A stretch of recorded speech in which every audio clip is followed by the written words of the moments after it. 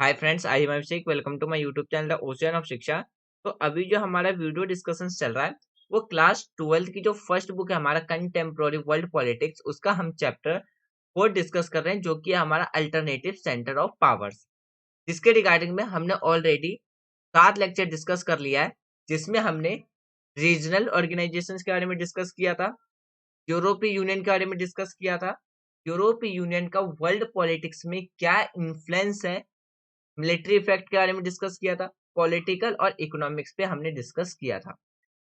फिर हमने डिस्कस किया था association of south east Asia के बारे में डिस्कस किया था, इसका क्या रोल है, इसके क्या डायमेंशन है, इसके क्या ऑब्जेक्टिव है। ये सारी चीजें ऑलरेडी हमने लेक्चर 1 से लेकर के लेक्चर 7 तक के बीच में हमने इसको डिस्कस किया है। आज हमारा लेक्चर 8 रहेगा, जिसमें हम चाइनीज सॉरी इंडिया और चाइना का जो रिलेशन है उसको डिस्कस करेंगे। और चाइनीज इकोनॉमी को ऑलरेडी हमने लेक्चर 7 में डिस्कस किया था। तो आज हम लेक्चर 8 में इंडिया और चाइना के रिलेशंस के बारे में डिस्कस करेंगे। और कल यानी कि लेक्चर 9 में हम जो जापान का एक राइजिंग सन की तरफ जो उसका लैंड जो इमर्ज हुआ था, यानी कि जो चाइना वो सॉरी जो जापान है एक राइजिंग सन की तरह जो इमर्ज होकर के आया उस पे, और चाहे जापान और चाइना के रिलेशंस के बारे में हम लेक्चर 9 में डिस्कस करेंगे। लेक्चर 9 में हमारा चैप्टर जो 4 है अल्टरनेटिव ऑफ सेंटर्स पावर वो कंप्लीट हो जाएगा। उसके बाद हम चैप्टर 5 डिस्कस करेंगे, 5 के बाद 6, 7, 8 और 9। इस तरीके से हम क्लास 12 के बुक को कंप्लीट करेंगे। एक छोटी सी इंफॉर्मेशन दे दूं, क्लास 6 से लेकर के क्लास 11 की जो फर्स्ट एंड जो सेकंड बुक है ये ऑलरेडी एनसीईआरटी की पॉलिटिकल साइंस की वो कवर की जा चुकी है। आप वो प्लेलिस्ट में जाकर के देख सकते हैं।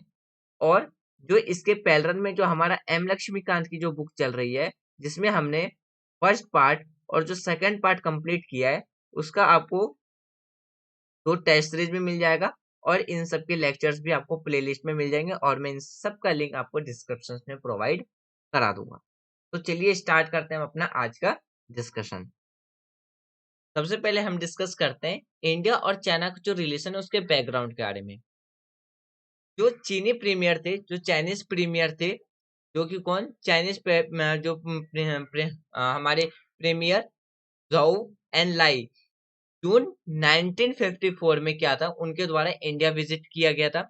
और 1954 में यानी कि अगर बात करते हैं अक्टूबर 1954 में जो इंडिया के जो प्राइम मिनिस्टर थे जवाहरलाल नेहरू, उनके द्वारा चाइना विजिट किया गया था।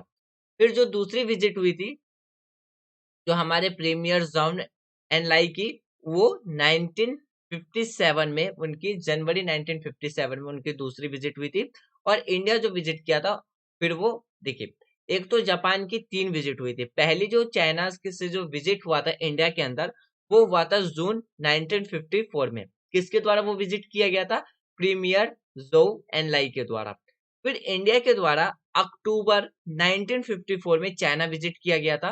फिर दोबारा से जो इंडिया विजिट आए थे, यानी कि जो चाइनीज प्रीमियर जो हमारे जोन एन लाई थे, वो जो इंडिया विजिट करने आए थे, वो आए थे जनवरी यानी कि जनवरी 1957 में। और उसके दोबारा जो आए थे वो आए थे अप्रैल 1960 में। 1960 में फिर बात करते हैं 1962 में 20 अक्टूबर में चाइना के साथ हमारी क्या हुई थी, एक झड़प हुई थी। यानी कि अक्टूबर 1962 में इंडिया और चाइना के बीच में क्या हुआ था, एक कॉन्फ्लिक्ट हुआ था। यानी कि जो ये जो 1962 का जो वॉर हुआ था चाइना और इंडिया के बीच में, इनके वजह से क्या है, हमारे जो बायलैटरल रिलेशंस थे चाइना के साथ वो खराब हो गए। फिर इस रिलेशंस को सुधारने के लिए इंडिया और चाइना के जो एम्बेसडर थे, रिलेशंस को सुधारने के लिए अगस्त 96 में क्या गया, इसको फिर से प्रयास किया गया था।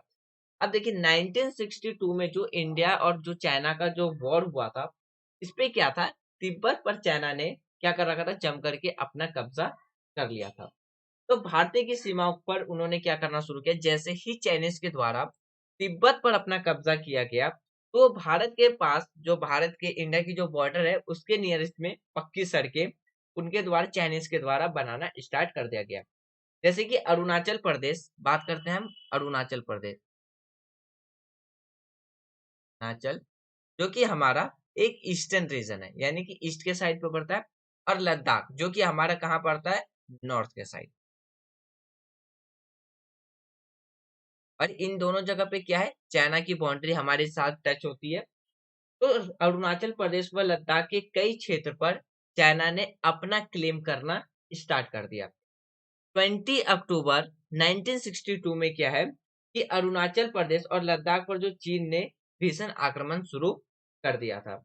उस टाइम पे हमारे आर्मी, जो हमारी आर्मीज थी, वो इसका आंसर यानी कि जवाब देने के लिए, इस प्रहार का जो अटैक किया गया था चाइना के द्वारा हम पे, इसका आंसर देने के लिए हमारी मिलिट्री तैयार नहीं थी, जिसके वजह से 1962 में हमें क्या है, एक हार देखने को मिला था।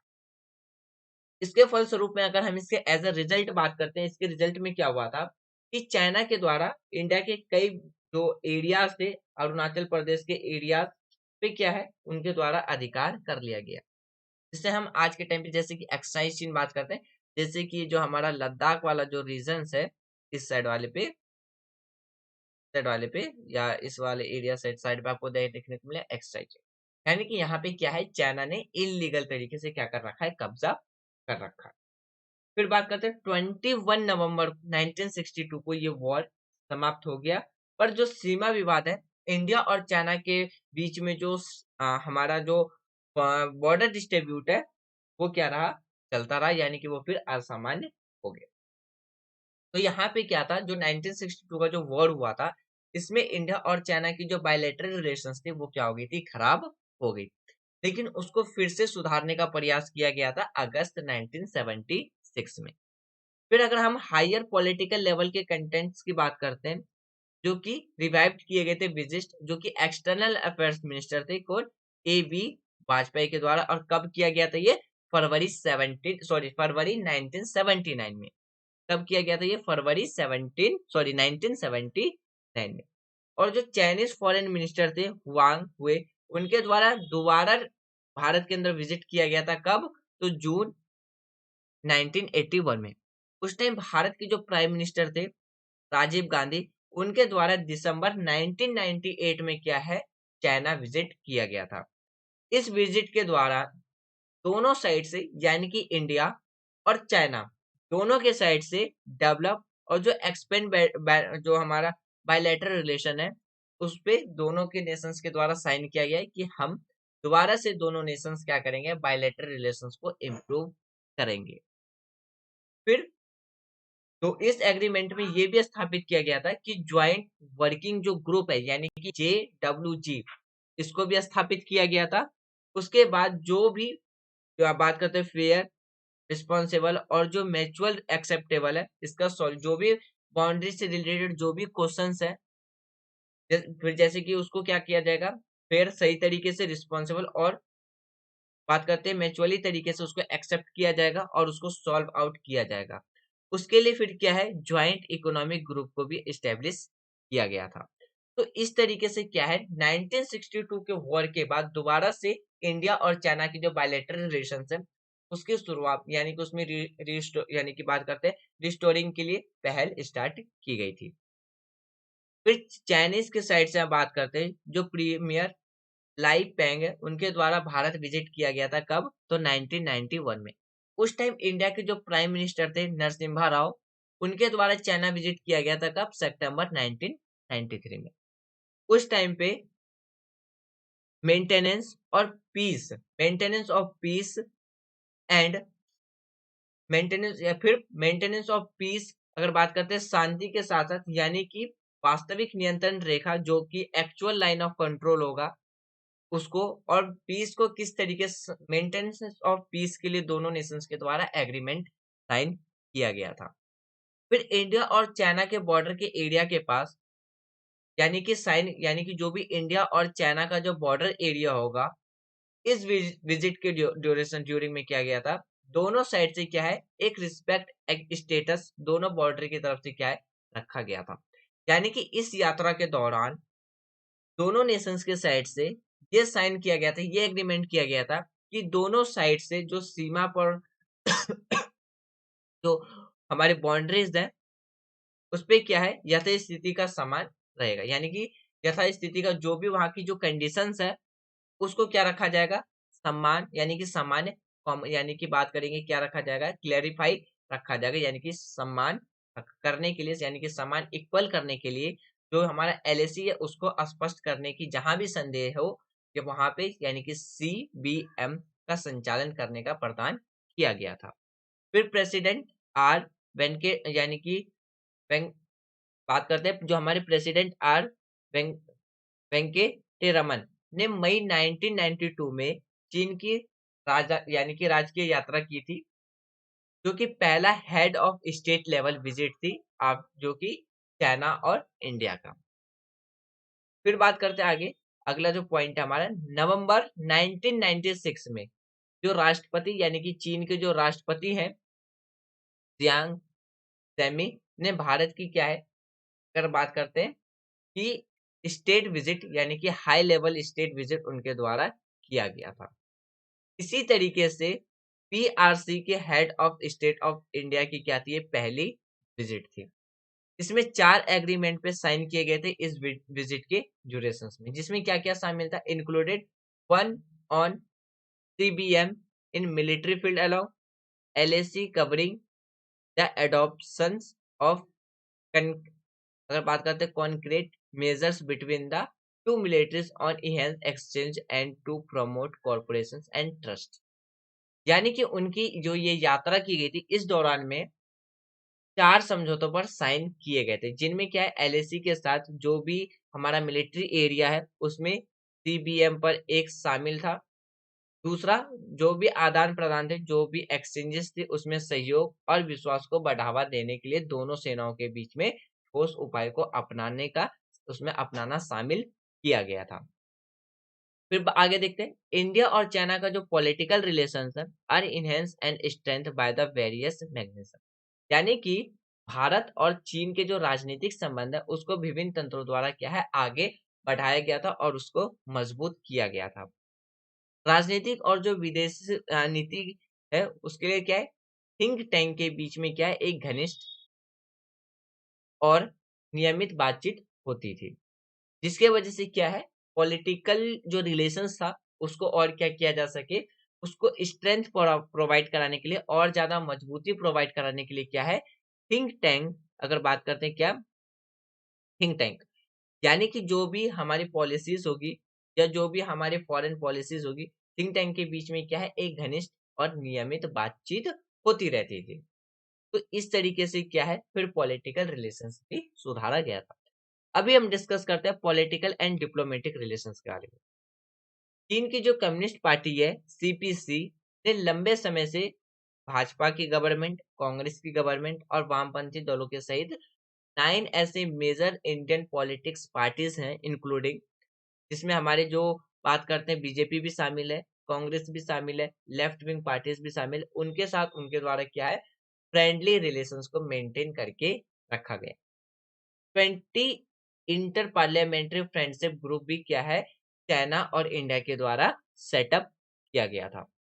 फिर बात करते हैं दोनों तरफ से, यानी कि 50 डायलॉग से जो चाइना और इंडिया के बीच में था, दोनों के एक्सचेंजिंग व्यूज से क्या किया गया था आदान प्रदान के लिए क्या है चीन और भारत के बीच में क्या है 50 डायलॉग्स को स्थापित किया गया था, यानी कि स्टेब्लिश यानी कि मैकेनिज्म्स जो कि थे किसके चाइना और इंडिया के बीच में।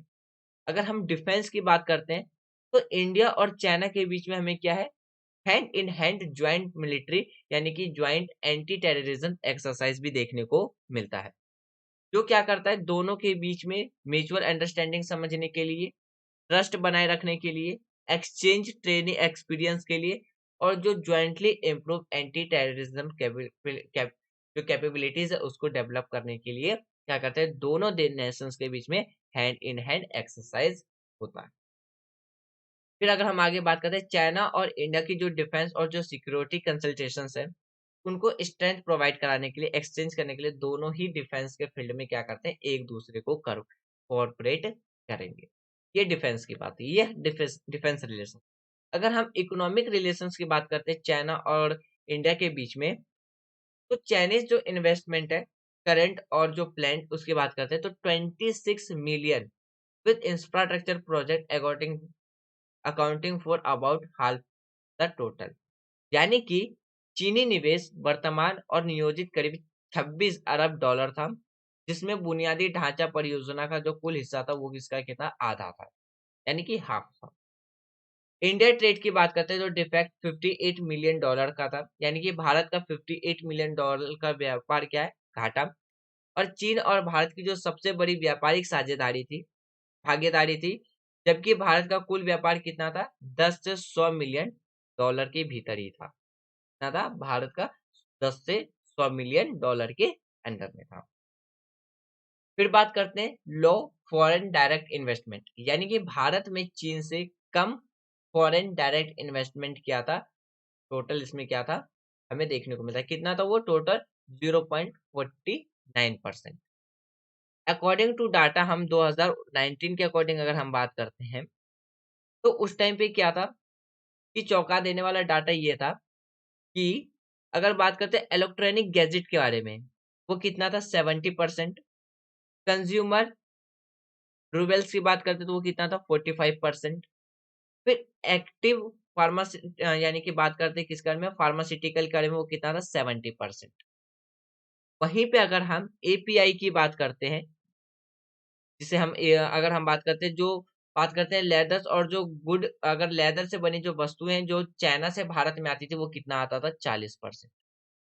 यानी कि अगर हम अकॉर्डिंग टू 2019 का डाटा देखते हैं तो चाइना से अंदर, जो चाइना से जो हमारी कंट्री में क्या किया जाता था, इंपोर्ट किया जाता था, 70% इलेक्ट्रिक गैजेट हुआ करते थे, उसमें से 45% कंज्यूमर ड्यूरेबल्स होते थे, 70% एक्टिव फार्मास्यूटिकल्स प्रोडक्ट होते थे, और 40% क्या था, लेदर्स के गुड हम चाइना से अपनी कंट्री में क्या करते थे, इंपोर्ट करते थे।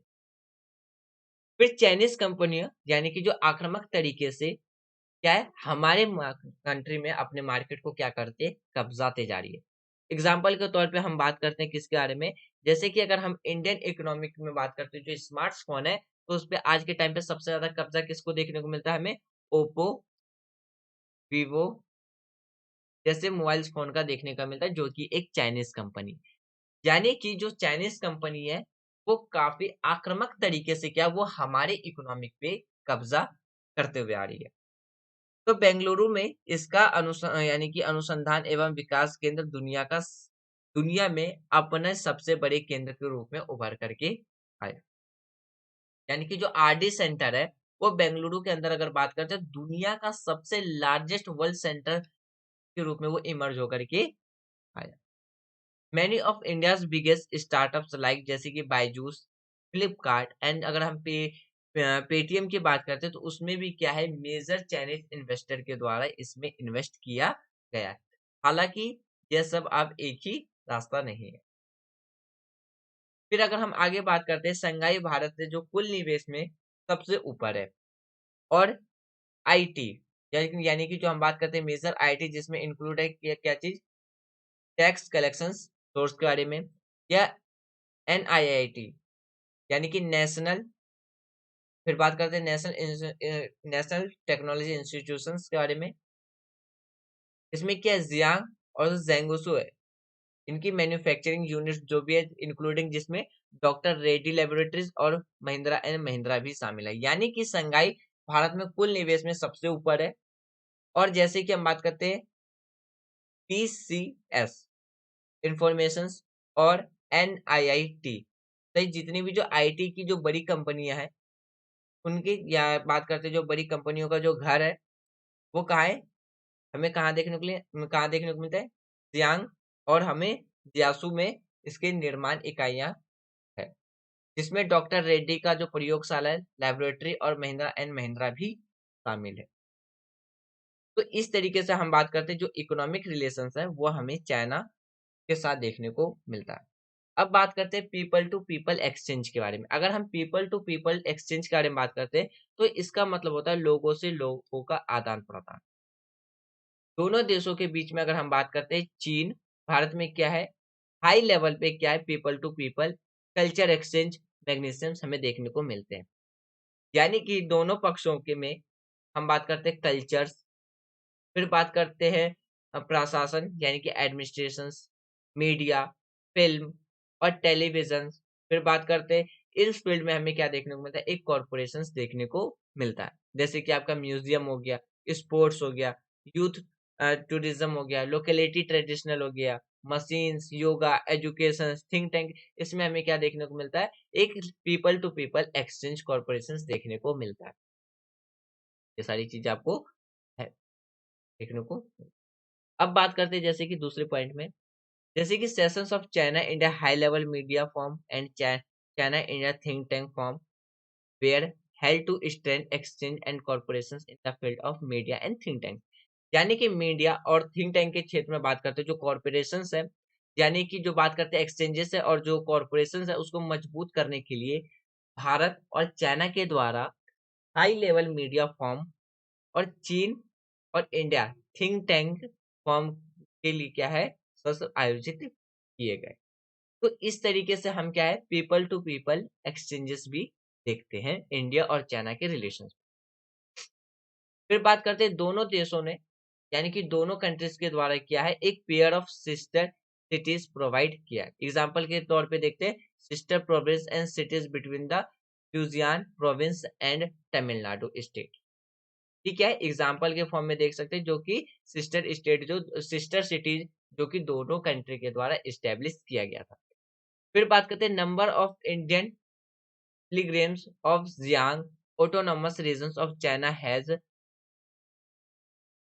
यानी कि short from the several hundred in 1980 to more than the 2000 in 2019।